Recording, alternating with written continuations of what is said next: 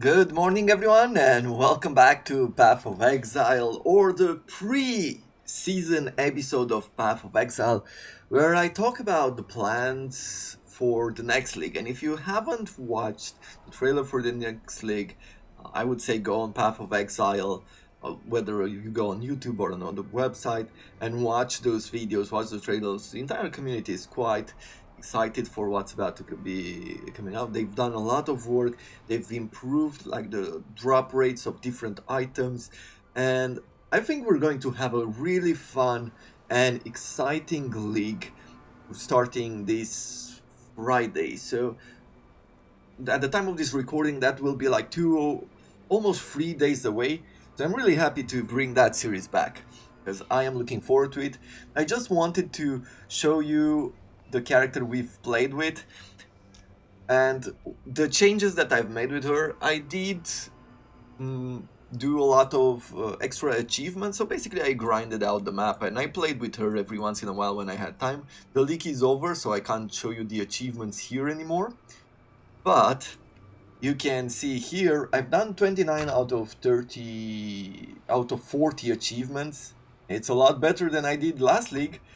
Because I did manage to grind a few maps out to defeat like multiple 10 bosses in these areas. Like I even defeated a few new bosses, but it took such a long time to grind and figure things out that I couldn't have done an episode on it, or a good episode on it.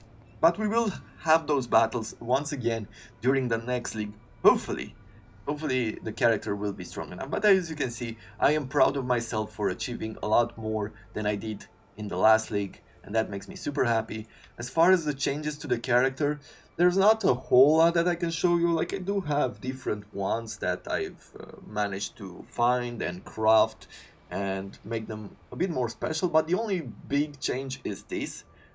I realized at some point that there's no I don't need to run Clarity for the mana regeneration because what we have overall is enough to where I don't run out of mana, as you can see, right? So whether I had the recharge or not, I can still cast these pretty often, even though it's not perfect, right? It's not continuously, there is a break every few attacks. But since I've been moving around the battlefield all the time, I didn't feel like it was important to use it anymore. So I removed the clarity and I didn't have enough currency. Like I wanted to invest currency in something else in regards to our equipment or in order to get certain achievements. So I didn't feel like spending it on the amulet that reduced the zealotry mana reserve. And I did find this one, which is the reason why I'm using it.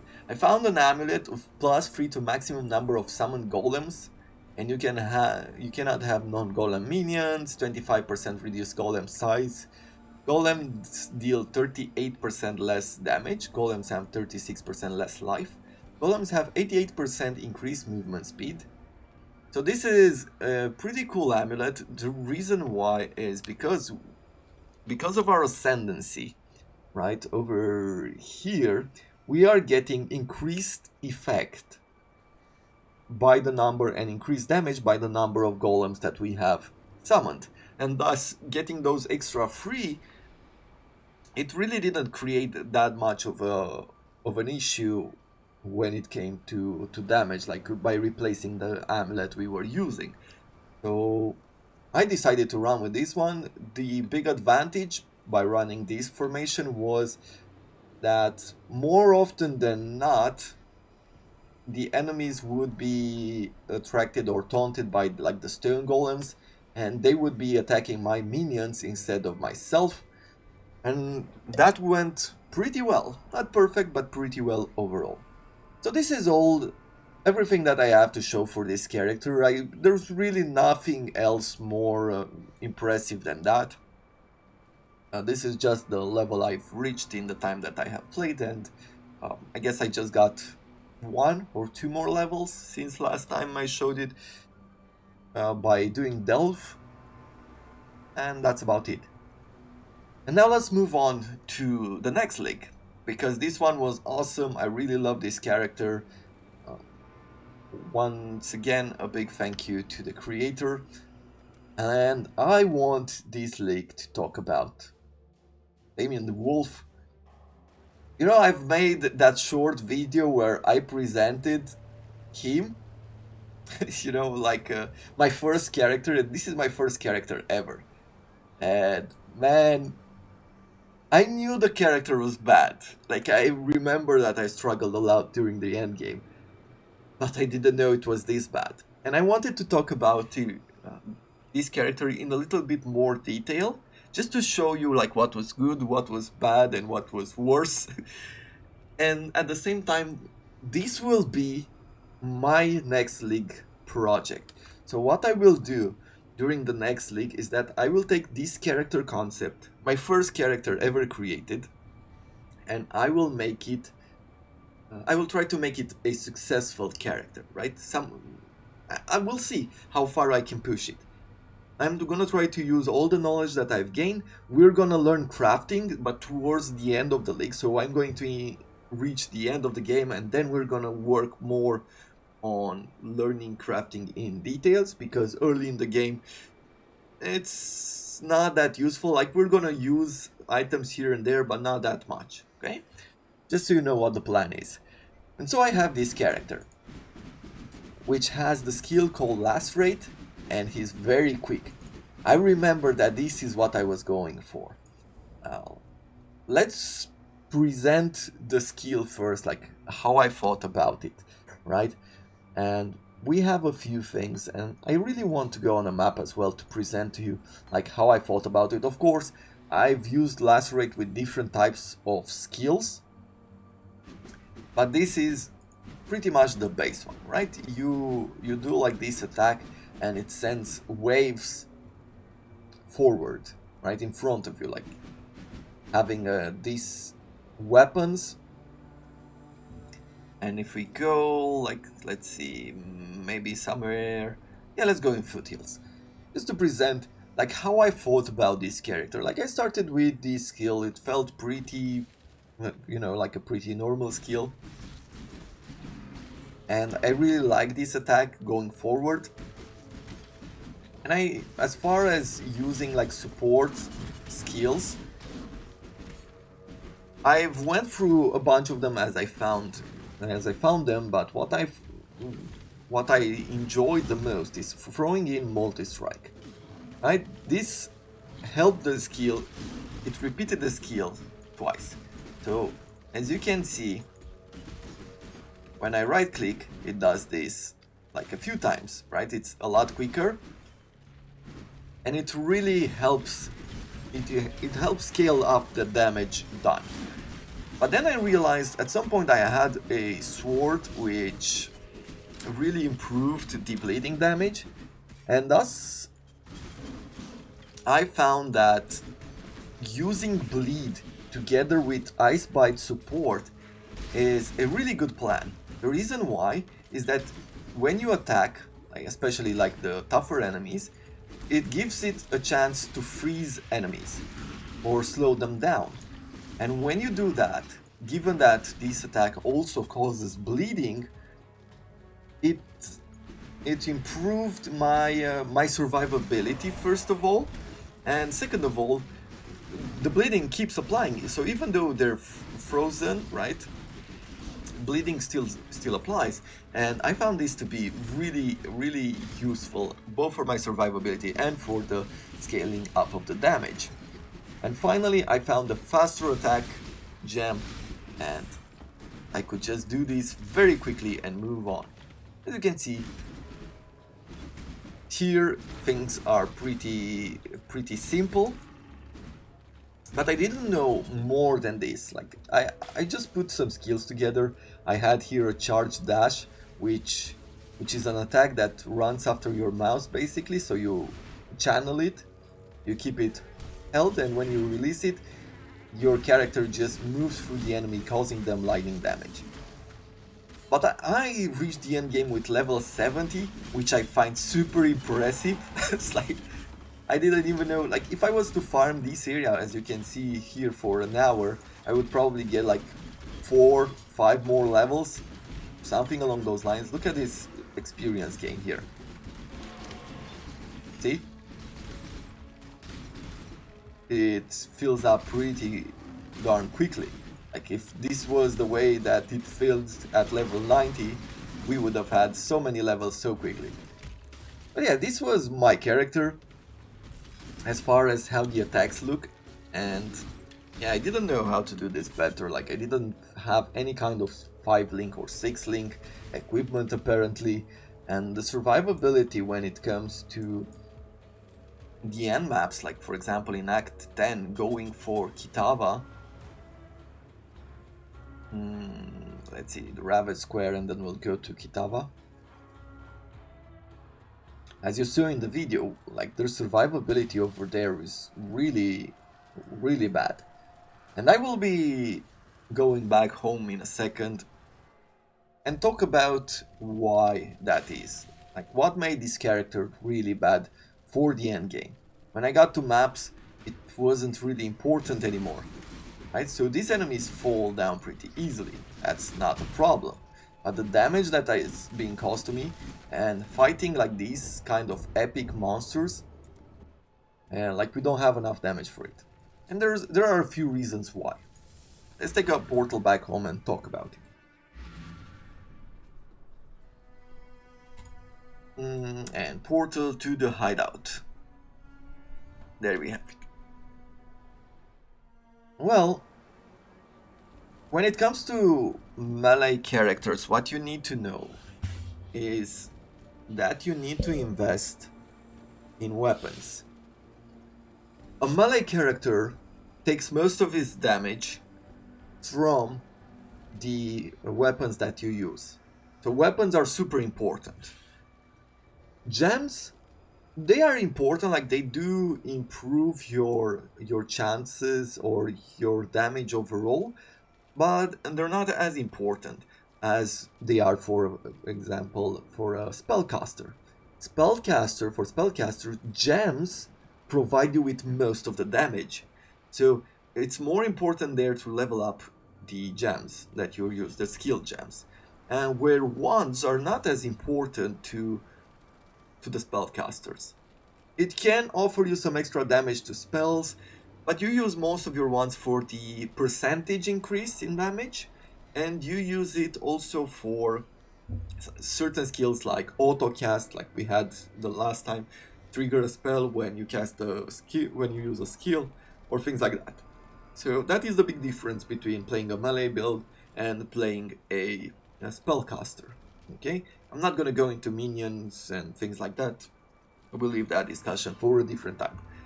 Let's keep it simple to... basically, I am imagining that you might be coming from different types of RPGs that where resistances weren't important. Speaking of which, these characters' defenses are really bad. I have 1600 life. Reaching the endgame with 1600 life is the reason why we were dying a lot. And I want to take a note off here to explain what I had in mind for the character, and then I'll put the point back and explain how it got to the endgame. So, when looking at our defenses, well, I had a bit of armor, but I mostly invested in evasion. At this point, there's a 45% chance, estimated chance that we will evade attacks. And that is just a general rule for it. That doesn't take into account the level of the map that you might be on, right? The accuracy of the monsters and the different buffs that the monsters might have to accuracy.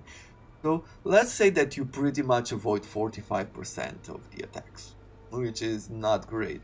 And evasion works for evading like melee skills. It doesn't really do things, it doesn't really help for spells. I think it works, actually evade, I think it works for projectiles too. Projectiles, I think melee attacks, but not spells.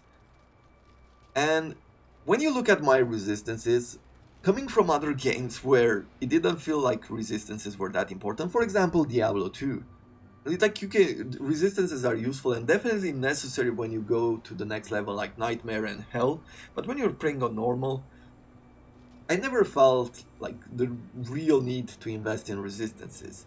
At the same time, playing games like Titan Quest, that I could care less for the resistances, to be honest. But in Path of Exile, when you reach the end game, you want to have 75. You want your resistances to be capped. Let's say that chaos resistances are hard to get, and maybe they were harder to get like 4 years ago when I created this character.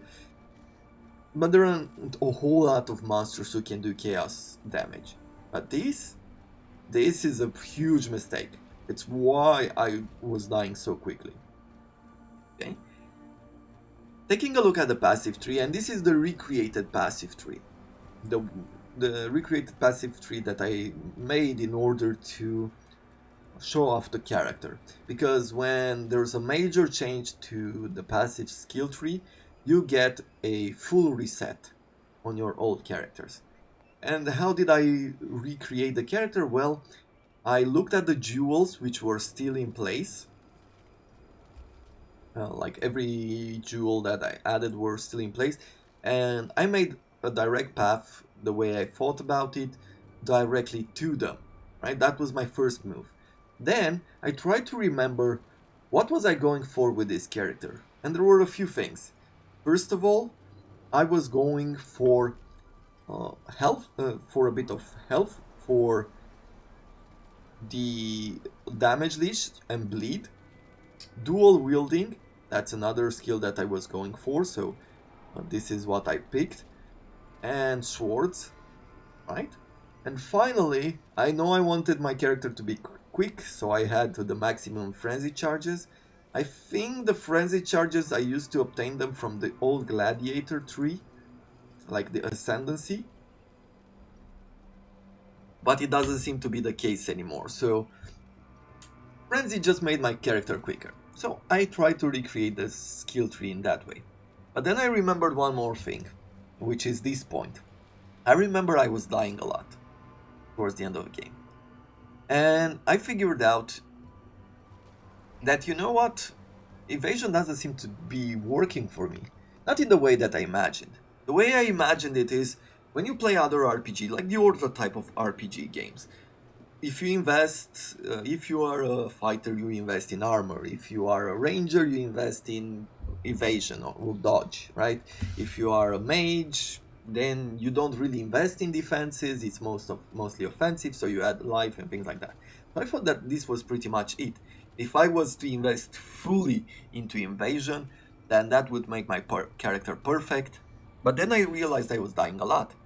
And what I decided to go with, because I didn't invest too much into strength to support the better armors, I found this node, or this keystone as it's called. I run reflexes, converts all evasion rating to armor. Dexterity provides no bonuses to evasion rating, which dexterity brings like 1% per 5 dexterity. This was pretty huge. But when I added this key node, all of a sudden I had 4700 armor. And when I was fighting monsters, I was definitely getting hit, but I was taking a lot less damage than I was before. Like, of course, it's damage mitigation, right? 43%. Or physical damage mitigation, because it doesn't work for elemental. And yeah, that felt like I found the solution to the problem. Of course, it was not perfect, not nearly to being perfect, but hey, that was my impression of it. One thing that I would probably go for today if I was still to go for evasion is going this way. Acrobatics, 30% chance to dodge attack hits, 50 less armor, 30% less energy shield. Well, I would remove the keystone, like this keystone, right, with the iron reflexes, just so we don't lose 30% of our armor there.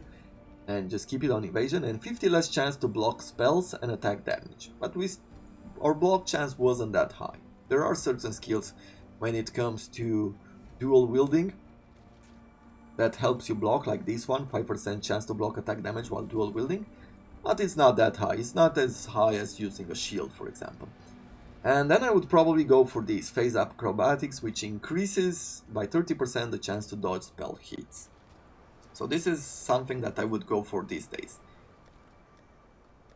So yeah, there's not a whole lot more to talk about this character. Like, I didn't know what to do with auras. Like, if we take a look here, we have haste and I have grace, and if I turn both of them My on spirit is at this spent. point, like, I can't cast any skill, but I didn't know how to scale that or how to improve that. I used to have summon million on the spacebar, and with W I used to do this charge.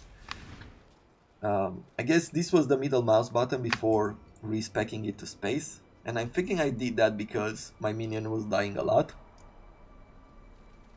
And yeah, I remember why I created this character, and it's a good memory. But would really love to try to improve it. So I took some time to try to figure out a like how in path of building how would I go forward with the with this character, and I am going to be showing it to you. It's nothing, it's not fixed, so it's not a final form. It's just trying to figure out like what would be the path that I am taking in the near future or with the new character, and we'll see, like things might be changing. Let me show you what I did. POE build, I think. Yes. So these might be the new path tree. I might, as I said, it's a work in progress. I think I'm going to invest more in life nodes than I have right now. But what I'm thinking of is going like this way. And the important skills would be this Crimson Dance. You can inflict bleeding on an enemy up to 8 times. Your bleeding does not deal extra damage while the enemy is moving, which, if you didn't know, bleeds do cause extra damage when you move. Like, it happens for you as well. And 50 less damage with bleeding. But it can scale up, the attack can scale up to 8 times, so it's like a multiplier. And given that we're doing many attacks with Lacerate, I feel like this might be the right skill to use. At the same time, I went up here to try to get Perfect Agony, which adds modifiers to the critical strike multiplier, also applying damage over time, right? So critical strike happens for also for skills that do damage over time, like bleeding. So I'm thinking that this is another thing that I may be going for. And then I took a few skills here, increasing the bleeding, increasing the dual wield, increasing the damage that we could do with swords, like things that would be at hand. I went this way with a bit of extra damage through our swords and our range, but I am thinking, as I said earlier, that because I am going on this path, I might just go up to get the dodges. So would be at level 84, right, to get this much done. But then I went to a more fuller form, and let me remove this text of dual. Like, I was trying to figure out like where would be the different nodes for dual wielding and what could help us with the bleeding skills. So then I decided to invest more like into health, fire resistances. There's a lot more armor and health over here, because I'm thinking that instead of evasion I might be doing an armor character. And that is pretty much how I feel about the tree. As I said, like, I'm trying to figure this out. It's the first time I'm trying to create a build from scratch, and many of these skills might not be working as well as I think they will be. Which brings me back to the game, and to one other point when it comes to the ascendancies. You can see over here, I managed to beat Izaro only twice. I reached the end of the game and I couldn't beat him a third time. And what I picked, although this is the recreated version of this Ascendancy path, what I picked was, getting Frenzy and getting Endurance, which I was going for definitely. Like, I know I used to get the Frenzy charges. I'm not sure about the Endurance, if they were present at the time. And I have these attacks have 50% chance to cause bleeding. Like, that's how I got the bleeding attack. Now, when it comes to our next character, the recreated version of this character, I think I'm gonna go pretty much the same path, and then go here for bleeding enemies will you kill explode, dealing 10% of their maximum life and physical damage, and 20% more damage with bleeding. This will be awesome because the exploding chests during this league, if you didn't see the notes, they won't be exploding anymore. At least they won't all be exploding anymore. There will be a chance for them to explode. So it's a bit of a nerf to the armor that caused the explosion, which is okay. Like, them changing the game means that we might not be interested in doing the exploding chest piece, right? And we will invest in something else. And then the final point, I didn't want to go over here to the block attack, as this would make it so we don't get stunned, but I'm going to invest a lot in life, and having a lot of life increases your stun resistance, and our counter attacks would deal double damage, but I'm not sure we're going to use any of those. So I felt like getting this extra movement and attack speed per challenge charge, which is something that is provided by this, right? 25% chance to gain a challenger charge when you hit a rare or unique enemy while in blood stance, or gain a challenger charge when you kill an enemy while in sand stance. If you don't know, sand stance increases like the area of effect of most skill, and blood stance, which is pretty much is the same skill, that's interchangeable. Blood stance reduces that but increases the damage caused, and we can get up to a maximum of 10 challenger charges. So I feel like this combo, I don't know exactly in which order I will take them in, but this combo would work very well with this type of build. Will we be able to push the end game? I am not sure, but I am going to be trying very hard to do so. And as I said, the build will be changing along the way as we figure things out, as depending on the items that we find, depending on uh, whether we have enough survivability or not, whether we're doing enough damage or not. Like, all that will come together, and maybe we find better ideas. Maybe you have some ideas of uh, how a build could be improved, and we're going to come back to this character like in 3 days. I'm super excited about the new league start, and I hope that you do too. Once again, if you've never played this game, it's free. Go pick it up and wait until Friday when everybody is excited to get into the game. The economy is resetted. We all start from scratch with nothing in our pockets, and you never know like what you might find, and you just learn one league at a time how to play this game. It's really impressive, the way that this game is built, that you'll always learn something new, and you can always try some new ideas out, and be really fun to grind out and to improve your build. But that is going to be it for this episode. I hope you have enjoyed it and you understand better what I've done wrong in the past and how I could try to make it better in the future. But we're going to work together and make a great build. Until Friday, or I guess until Saturday, I feel that's when I'll be posting the video. Until Saturday, I hope you have enjoyed it. Thank you very much for watching, and I wish you all to have a wonderful day.